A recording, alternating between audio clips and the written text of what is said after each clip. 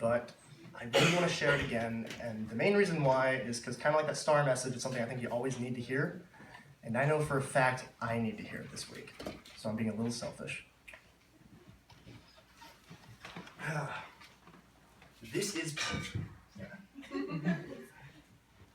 Sometimes you feel trails of wind cut across your blades, dancing wildly as winds often do, and as you lean back, grasping nothing, you see blue and you're convinced you are falling.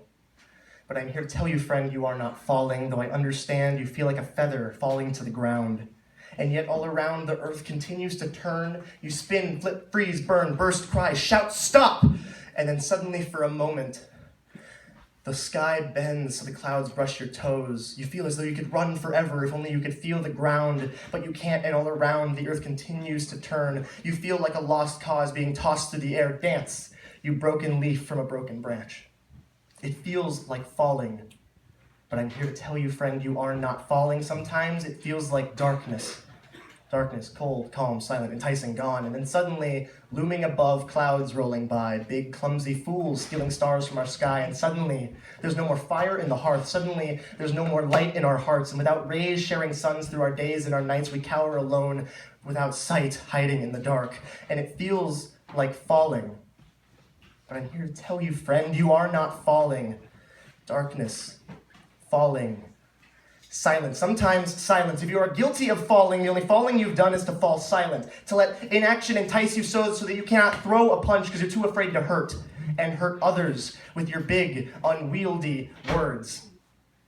But there is a difference between compassion and inaction and its pain, a reaction of silence and a byproduct of the question, why should they care? You don't dare believe they live the perfect life, or so it would seem. You've seen enough truth to know that's little more than a dream. Yet still, you cannot help but pour out your heart.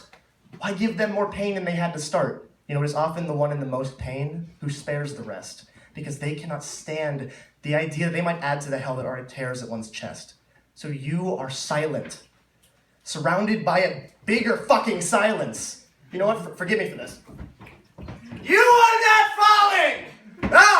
Sometimes it's less about being heard and more about learning to shout. I don't care how well thought out or what it's about. Maybe not grand speeches, but a word is a start, because apart, they mean little. But together, they begin to impart desire, a meaning of the heart that doesn't pretend to contend with the rushing and raging of everyone running and reaching for stars. No! This time, you speak for you. You are not dead static, silent on some radio. No, you will live like you were born, live screaming. You do not need another to give power to your voice. It was there all along. You do not need another to pull you out of darkness. You're right where you belong. You do not need another to keep yourself from falling, because from what I saw, you're not falling at all.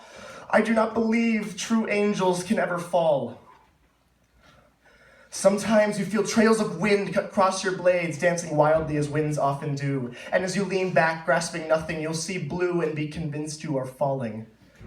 But one of these days, you will learn to raise your wings, lift your chin, take flight, and begin to soar. And when that happens, friend, I will be there holding this feather to remind you it was just the first one you bore.